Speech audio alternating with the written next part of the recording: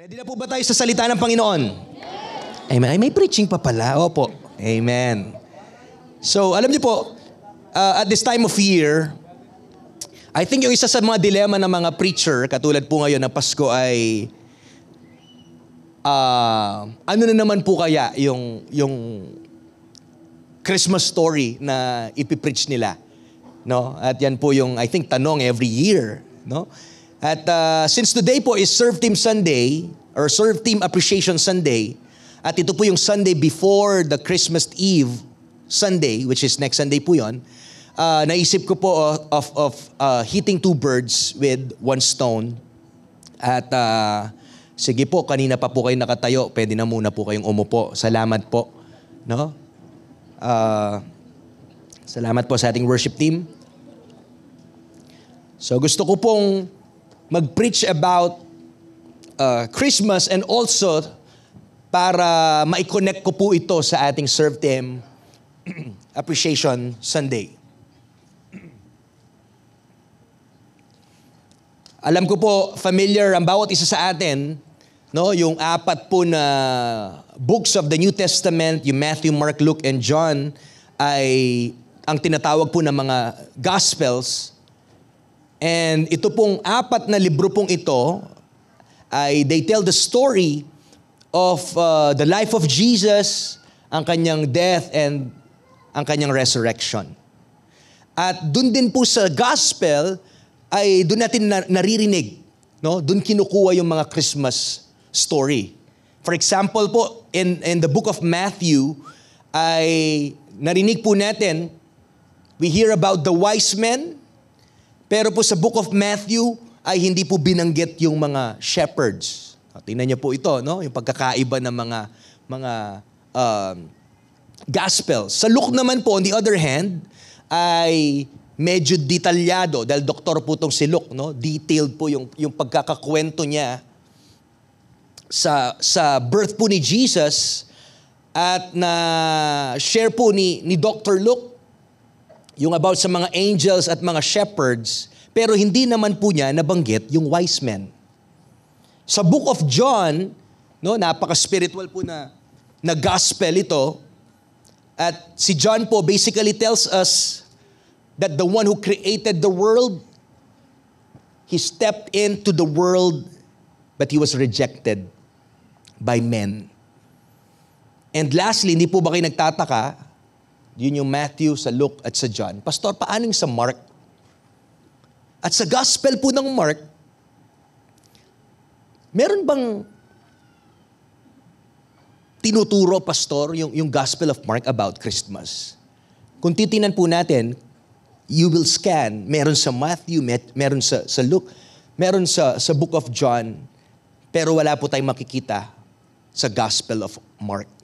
And even po dun sa introduction ng Book of Mark, no, ay wala po tayong makikitang Christmas story compared po sa tatlo. At ngayon pong umaga, ay may gusto po akong explain, no? Yung text po natin manggagaling sa Book of Mark. But we're not going to focus sa tanong na how Jesus came. Pero gusto ko pong bigyan natin ng focus ngayong umaga is yung tanong na why Jesus came. And yung key verse po natin in the Gospel of Mark ay makikita po natin sa Mark chapter 10, verse 45. Isa pong familiar na text na sabi po dito, "For even the Son of Man did not come to be served, but to serve and to give His life as a ransom for many." Once again po, pwede po ba nating basahin to ng sabay-sabay? 1, 2, 3, go. "For even the Son of Man did not come to be served, but to serve and to give His life as a ransom for many." Ngayon po umaga, church, gusto ko pong bigyan to ng title, "The Reason Jesus Came." Sa mga kasama po natin sa online, no? Type that in the chat right now, "The Reason Jesus Came." Bakit nga po ba naparito ang Panginoon? Dahil po yung story ng Christmas ay story po, no, ni Jesus na iniwan po yung comforts ng langit at siya po ay naparito. Ang tanong, bakit siya naparito? Ang ganda po na meron pong mga ganitong mga mensahe kung saan napapaalalahanan po tayo kung ano nga po ba talaga yung rason bakit naparito yung Panginoon. Dahil minsan, sa sobrang familiar na po natin, ay posible po that we are spending yung Christmas na season, pero yung totoo, ay hindi naman talaga natin nasi-celebrate sa tamang pamamaraan. We always say that yes, Jesus is the reason for the season. Pero kung titingnan po natin yung mga buhay natin, yung nangyayari is yung Christmas is just all about us. It's all about gifts. It's all about Christmas trees. It's all about pamamasyal at pagkain at pagkain at pagkain. Tama po ba? Na minsan kahit nga yung simpleng mag-pray ka or magpasalamat ka sa araw ng kapanganakan ng Panginoon na hindi natin nagagawa. And yet we say that Jesus is the reason for the season. Kaya maganda po, no, na malaman po natin ano nga ba yung rason. Kailangan nating isentro ito. Yung ipipreach ko po ngayon ay hindi bago at hindi nyo pa narinig. But I think what we need to hear is yung katotohanan at patuloy nating i-declare at sariwain po ito. Sometimes hindi naman kailangan bagong revelation yung marinig natin. No. We just need to hear yung katotohanan at mapaalalahanan tayo palagi dahil prone po tayong makalimot. Tama po ba? Meron po ba dito sa ating pamilya na may mga bagong silang na sanggol? Can I see hands? Meron po ba? Meron po sa family nyo, may mga bagong silang na sanggol? No? At pag po may bagong silang na sanggol, ang kanyang pamilya ay may mga hopes and dreams para sa bata. Tama po ba? Hindi ko alam, sa mga magulang dito nung naipanganak yung inyong panganay or kapatid mo man yan, hindi ko alam anong sumagi sa isip nyo. Ano yung mga hopes and dreams nyo sa batang yan? Ano yung mga expectation nyo? Ay, sana maging ganito din. Yung kamukha ni daddy, doktor, ganyan. May mga hopes tayo. No? May mga dreams po tayo para sa mga batang ito. And I wonder, ano kaya po yung mga, ano yung nasa isip ni Mary at ni Joseph? Ano kaya yung hope nila or hino-hope nila for baby Jesus? Naisip ba ni Joseph na, ay yung batang yan, magiging kamukha ng tatay niya, magiging karpintero ka? Ano kaya nasa isip ni Joseph? Or yung mga salita ba na sinabi ni Angel Gabriel sa kanila, make them wonder kung paano si Jesus, baby Jesus, was going to become a king for Israel? Ano po kayang umikot sa kanilang kaisipan nung narinig nila yung sinabi ni Angel Gabriel? Ano yung mga dreams nila? Come on. For this little baby Jesus. At alam ko po, alam natin, you know the conclusion ng buhay ni Jesus dito sa lupa.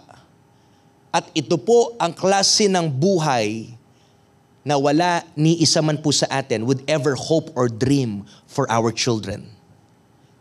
Walang parent, walang tatay at nanay that would ever hope or dream na yung kanyang anak will be humiliated, will be tortured, and will be executed as a criminal. None of us would choose that for our children. But that was our Heavenly Father's plan for His Son. That was the whole purpose sa pagdating po ni Jesus. Balikan natin again. Sabi sa Mark 10:45, for even the Son of Man did not come to be served, but to serve.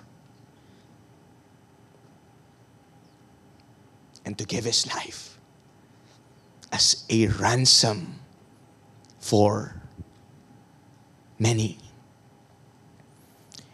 Alam niyo po, hindi po importante yung kwento how Jesus was born, pero mas importante, I think, mas may weight yung tanong na why Jesus was born. And I think sa Philippians chapter 2, si Apostle Paul po ay may pinakita siya dito sa verses 6 to 8, na sabi dyan, who, being in very nature God, did not consider equality with God something to be used to his own advantage. But rather, he made himself nothing by taking the very nature of a servant, being made in human likeness, and being found in appearance as a man. He humbled himself by becoming obedient to death, even death on a cross. Wow! Ito pala yung story ng Christmas. Ito pala yung dapat na sinasariwa po natin. Imagine the darling of heaven. Again, iniwan niya yung comfort ng mundo at naparito siya bilang tao. Alam niyo po ngayon, pag naiisip ko po yan, parang minsan sumasagi sa utak ko dahil uso po yung parang mga, ano ba to, yung mga social experiment. Nakakapanood po kayo niyan? Mga artista or mga sikat na vlogger, and then ay parang tatry nilang mamuhay for a day lang yung buhay ng mga nasa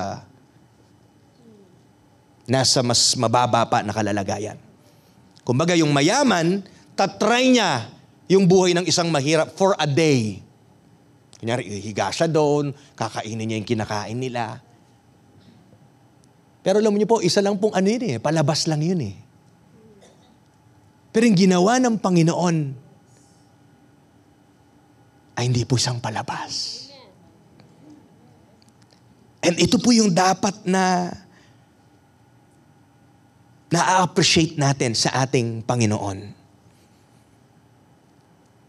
Na siya po ay naging servant made in human likeness. Imagine that He humbled Himself by becoming obedient to death, even death on a cross. Sino po kaya makakaisip noon at willing na alam niya yung mangyayari sa Kanya at hahantong to sa Kanyang kamatayan, and yet willing siyang sumuong? Tayo nga mahirapan lang po ay ayaw na natin. What if pa kung alam mong mamamatay ka, susuong ka pa ba? So ano bang ibig sabihin, Pastor, si Jesus ay naging servant po sa atin? Pag naisip po natin, when we think about the servanthood of Jesus, we might think, for instance, yung He washed the disciples' feet, or ito ba yung story where He fed the 5,000? Or He had compassion on the crowds? Ano po ba yung ibig sabihin pag sinabi natin Jesus is the servant of all? Alam niyo po, lahat ng binanggit ko po kanina na example ay wala pa po ito sa totoong pinakita ng Panginoon sa kanyang role as a servant. Nasabi ko po kanina yung parang stage lamang, no? Yung iba for photo op lang na ginagawa nila, pero yung Panginoon po, He left His throne in heaven to be born as a human child. At ano pa po? Jesus, siya po yung King of Kings natin, the Lord of Lords. The throne room of heaven is the place from which He would send His angels, no? To do His bidding with all purity and holiness, strength, power, might, and honor. Napakatindi po nun, pero iniwan po niya para siya'y magpakatao. Para iligtas niya tayo. Hindi para paglingkuran daw siya, pero para maglingkod po siya. Give up niya po lahat yon to become a human child. He gave up strength, yung power, yung might, and honor to become this tiny, this helpless, dependent child. He gave up His rule and reign para sundin po yung kalooban ng Diyos. At alam niyo po paano hinumble ni Jesus ang kanyang sarili? Sabi ng text kanina, He humbled Himself by becoming obedient to the point of death, even death on the cross. Ang buhay daw po ni Jesus ay naging ransom for many. I believe familiar po tayo when we say ransom. Di ba? Uso to pag napapanood mo, kinidnap yung bata at para matubos mo to, kailangan mo magbayad ng 5 milyon. Yun po yung usual na way. Pero po itong king natin, itong si Jesus, kabaligtaran po yung nangyari. Instead po, no, na yung usual yung mangyayari, yung buhay po ni Jesus, siya po ang naging kabayaran para po sa lahat ng ating mga kasalanan. Kaya po itong Kapaskuhan, sana po hindi lang po ito umikot patungkol sa atin. Hindi lang po ito umikot patungkol sa mga regalo at preoccupied tayo sa anong matatanggap natin, anong kakainin, anong ihahanda po natin. Huwag nating kalimutan, ito po'y celebration ng pagkapanganak po ng ating Panginoong si Jesus. At kung alam po natin bakit siya naparito, dapat magbigay po ito ng immense joy sa atin. Palakpakan nga po natin yung Panginoon.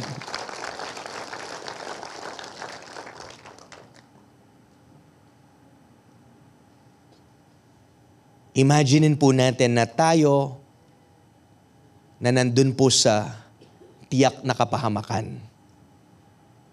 Si Jesus bumaba nagkatawang tao para iligtas ka niya.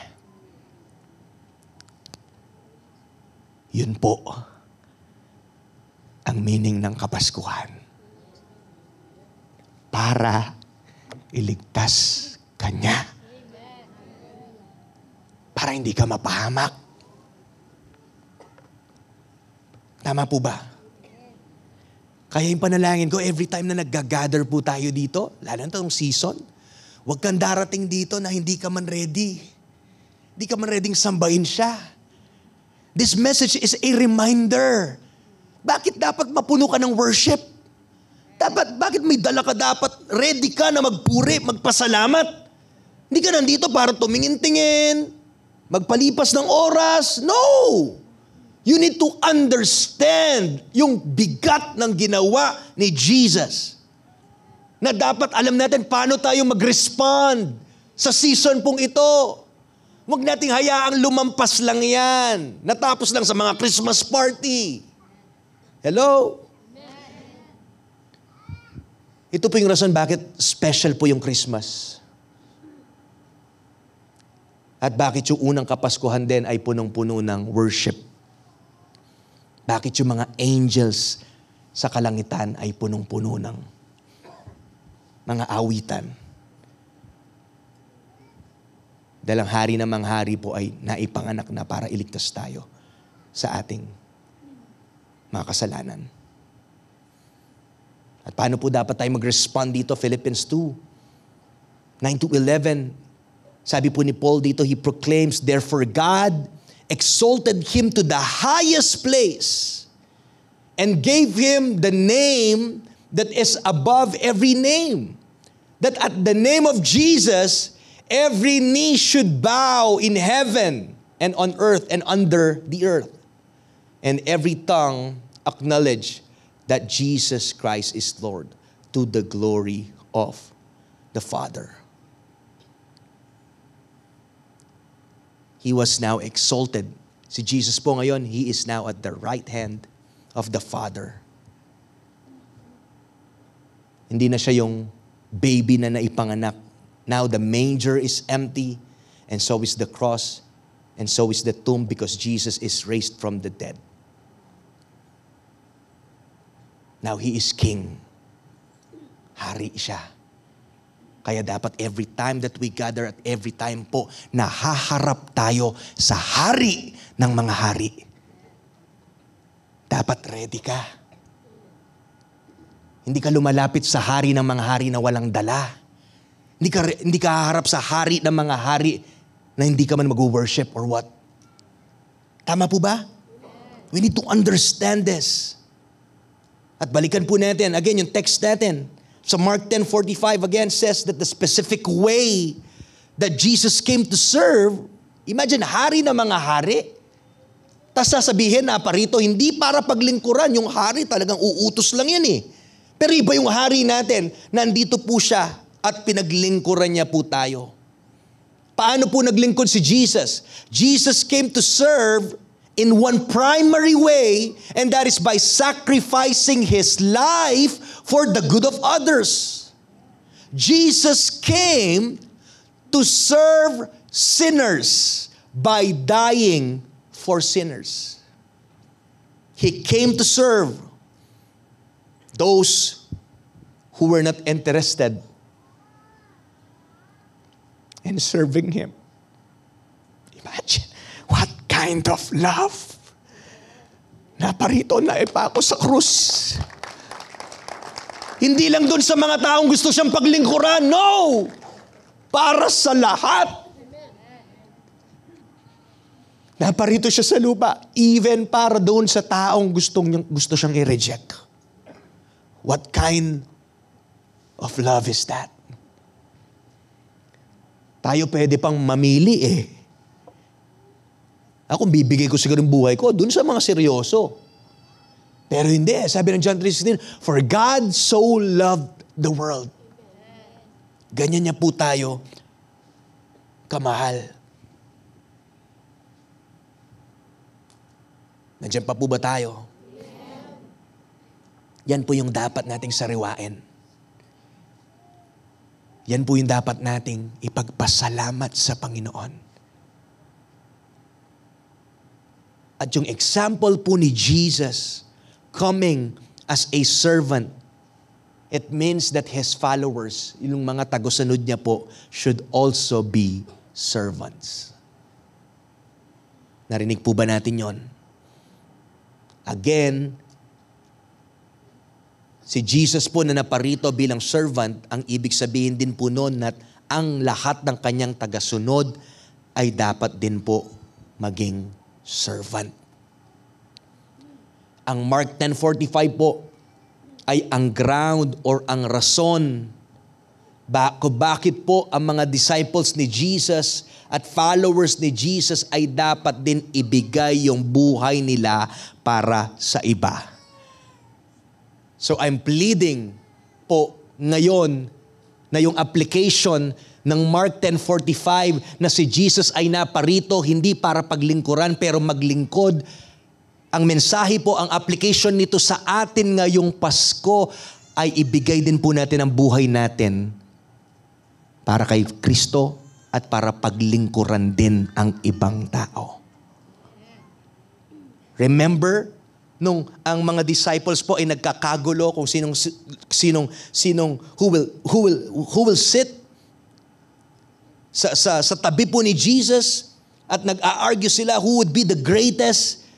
At sinabi po ni Jesus na kung gusto mong maging great, dapat maging servant ka muna. At ang rason po noon again is because even the Son of Man came not to be served, but to serve. Gusto ko pong ipakita sa inyo, hindi po nakakahiya yung maglingkod. Ayan, i-connect ko po dahil serve team appreciation natin. No? Hindi po nakakahiya na maglingkod at tumulong. Kasi sabi ni Jesus, those who serve are great. Bakit? Because the greatest one, God Himself, came as a servant. Naintindihan po natin. Kaya po itong Kapaskuhan, Christmas reminds us that our great God is a great servant. Alalahanin po natin to. Again, Christmas should remind us that our great God is a great servant and He came into the world to serve by dying. At yung nais pong sumunod kay Kristo, must therefore do what He did.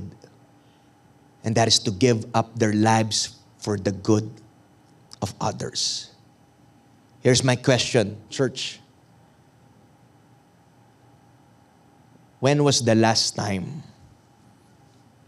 that you went out of your way to serve someone?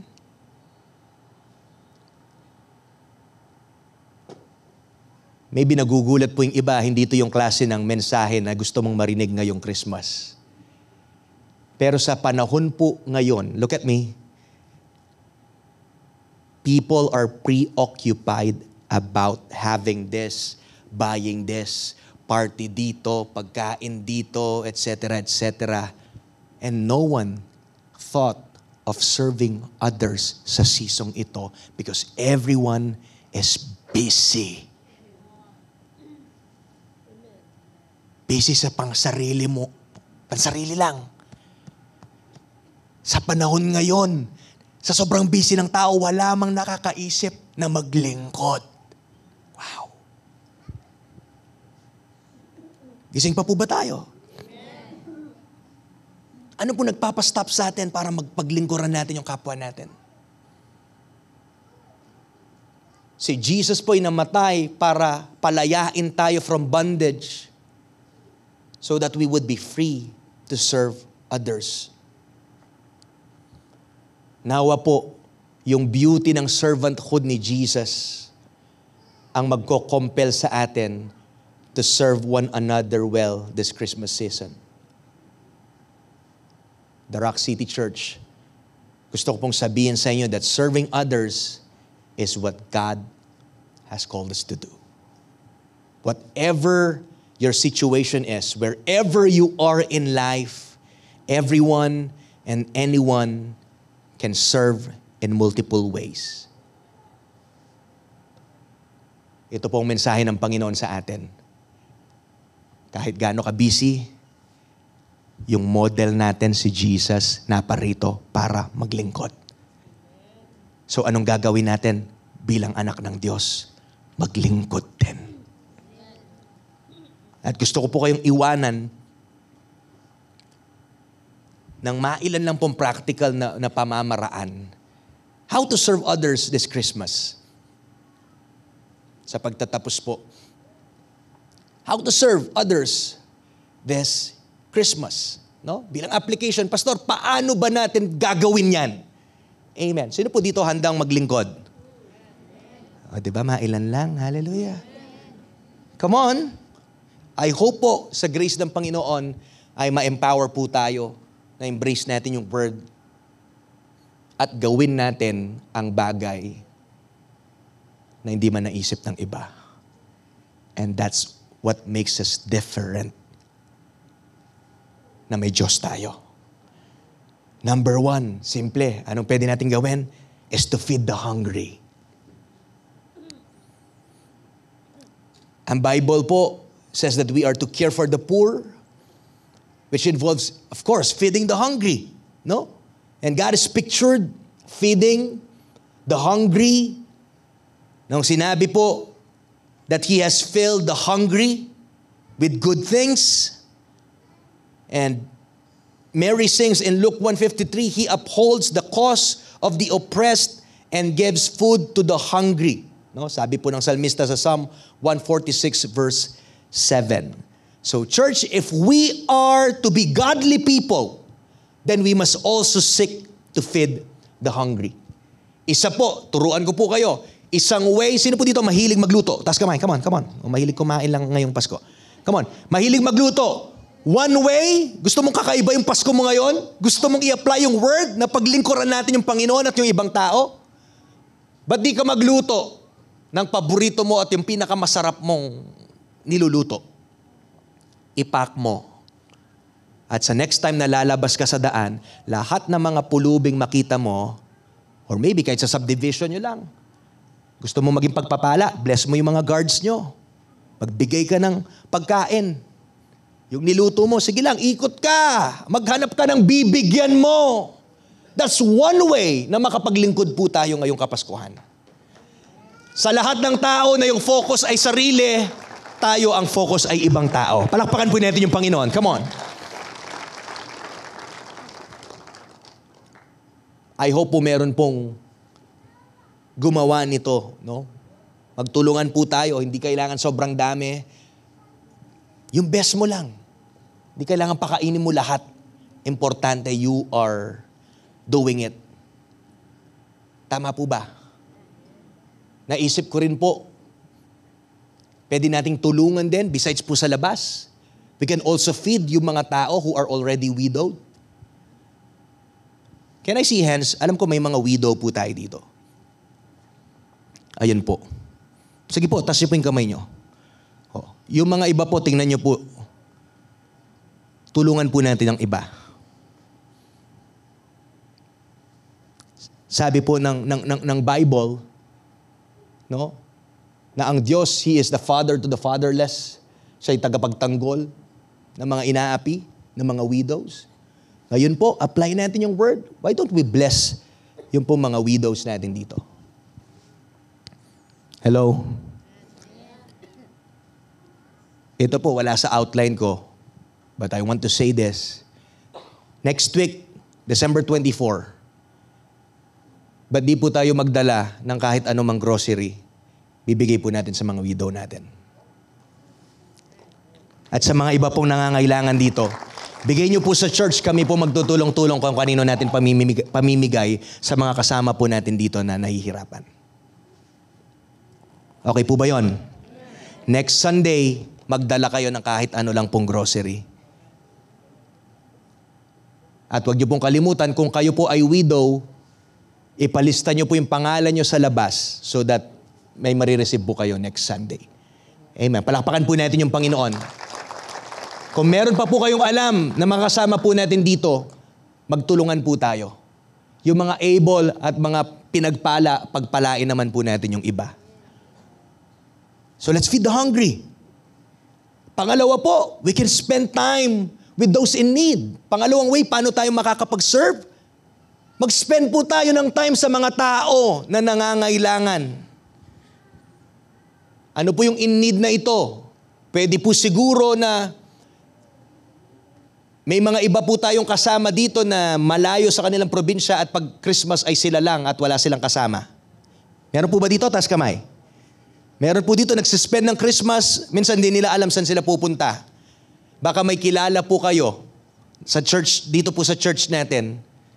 Ba't di nyo po sila invite sa bahay nyo? Na instead na malungkot po sila ay sabay-sabay tayong magpasko. Hello? One way to serve others this Christmas is by giving, listen, giving your time. Ulitin ko po, lahat po ngayon ay aligaga at busy. Wala ni isa man ang nakaisip na magbigay ng oras nila sa mga taong nangangailangan. Ba't gawin po natin ito?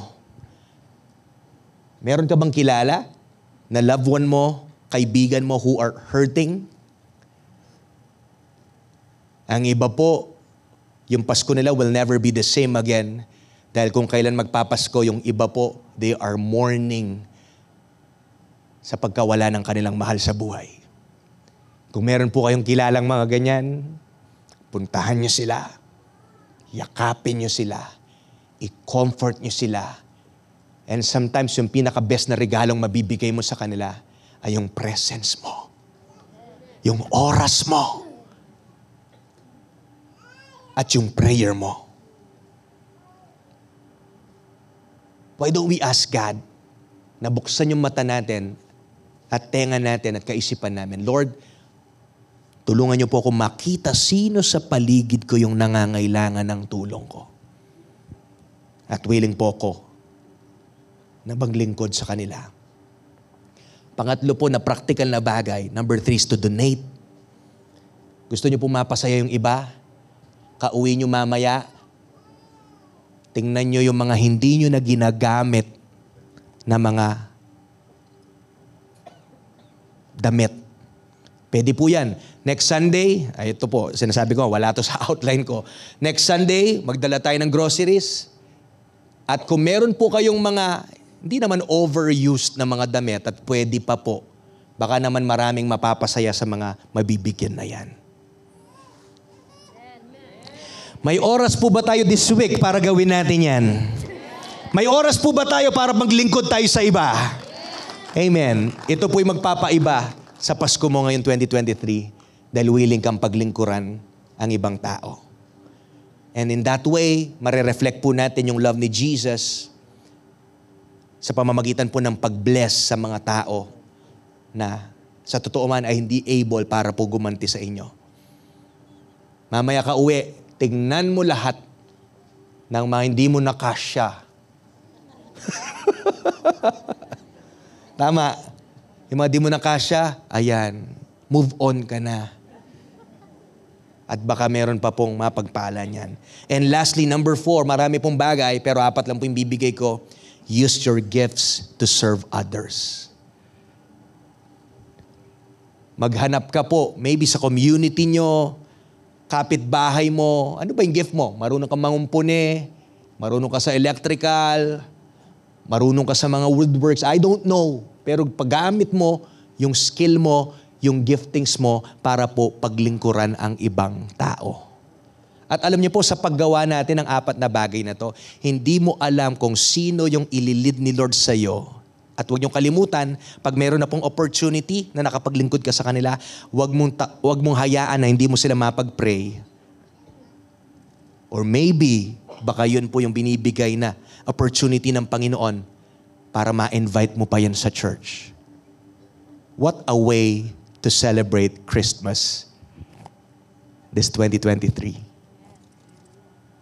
Hindi lang tayo aligaga at nakafocus sa ating pansarili, pero katulad po ng ating Panginoong Jesus na naparito hindi para magpaglingkuran pero maglingkod. Ngayon po, tinatawag tayo ng Panginoon para maglingkod din po para sa iba. That's the end of my message. Why or the reason Jesus came. I hope and pray may apply po natin ito. Isang simpleng mensahe, pero countercultural po na tinatawag tayo ng Panginoon na magpagamit sa iba. Don't forget, ulitin ko po, magdala po tayo next Sunday at ang church po ang magde-distribute nito. Or maybe kung meron kang kilala po dito, pwede nyo naman bigay directly. Lahat po ng mga widows, pwede po kayo maglista doon sa likod. No? Or if you happen to know any of our church members here na kailangan po ng tulong, ang church po ay willing, no, na tulungan po ang bawat isa. At pati po yung mga damit na sinasabi ko, pwede po nating dalhin yan next Sunday. Palakpakan po natin yung Panginoon. Tayo po ay tatayo right now. Pasalamatan natin si Lord. Thank you, Jesus.